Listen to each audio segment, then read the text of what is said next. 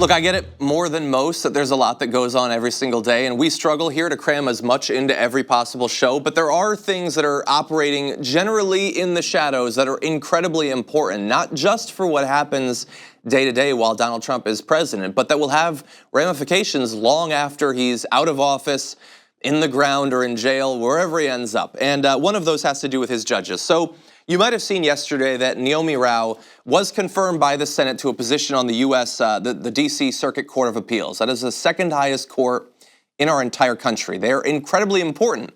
In some ways, more important than the Supreme Court, at least in the vast majority of areas where cases don't actually make it to the Supreme Court. They stop at the Court of Appeals in a lot of cases.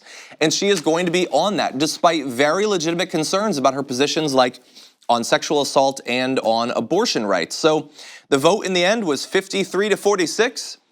You wonder how that broke down? Oh, that was all Republicans supporting her nomination and all Democrats voting against confirming Rao. Now, I understand that we're in an incredibly partisan time. I get that. But it's possible that if you can't get a single Democrat to vote in favor of a judicial nominee, maybe you could find a different judicial nominee, especially considering that she has no experience actually trying cases or anything like that. Seems kind of important.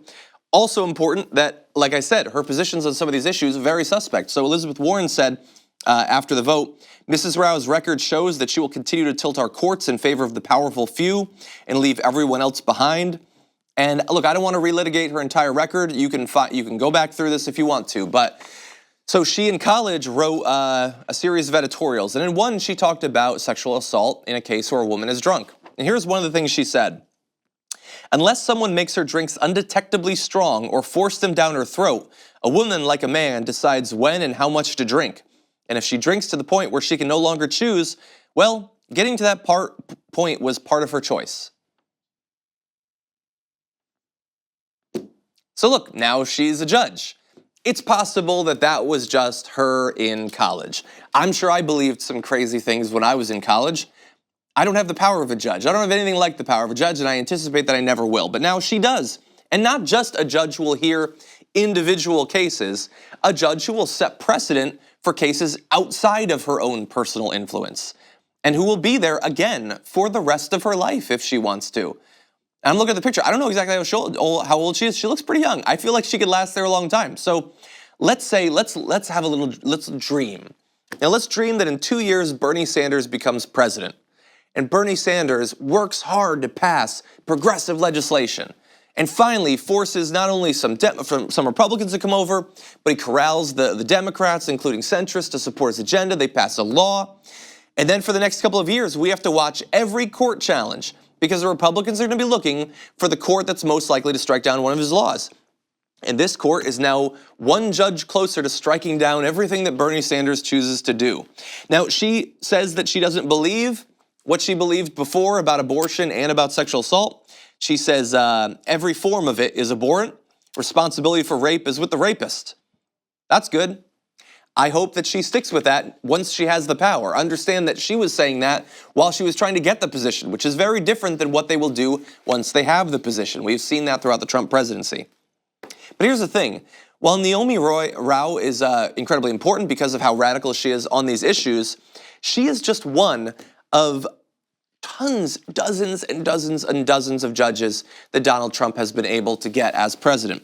As of today, that's 91 Article 3 judges nominated by Trump, including 2 associate justices of the Supreme Court, 36 judges for the U.S. Courts of Appeals, so imagine 36 Neomis around the country, 53 judges for the United States District Courts, which are also incredibly powerful and incredibly important. Not as powerful as the Courts of Appeals, but still very important.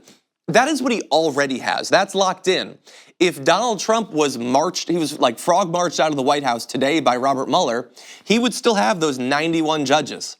And every day that he stays in power, he is likely to increase that number. Right now, there are currently 62 additional nominations, including 6 for the Courts of Appeals, 54 for the District Courts, and 2 for the Court of International Trade, a court that he has thus far not been able to get anyone on. But he's trying.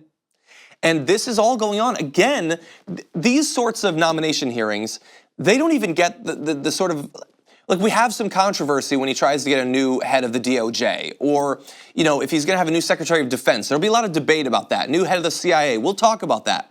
But these don't get covered nearly as much, even though they are arguably more important, because each of their decisions generally also won't be covered nearly as much. They will generally exercise their power without much public scrutiny. And again, they will do so for the rest of their lives. And so please bear in mind, in future cases, when you are considering who to support for president, you should always, always, always think about the effect, long-term, for the rest of yours and my life, the effect on the courts. Donald Trump has not been very effective at pursuing his legislative agenda. He's gotten a few things that he wants. The tax cuts that he wanted, those are gigantic. That's true. But he hasn't been able to get everything he wants legislatively. When it comes to judicial nominations, though, he has been incredibly successful, and in many ways, that's even more important. So bear that in mind. Thank you very much for watching this clip from The Damage Report. If you liked it, don't forget to subscribe to this channel and ring the bell on YouTube to get notifications of our new videos. And of course, you can catch the full Damage Report live every weekday at 1 p.m. Eastern, 10 a.m. Pacific on TYT Network on YouTube TV.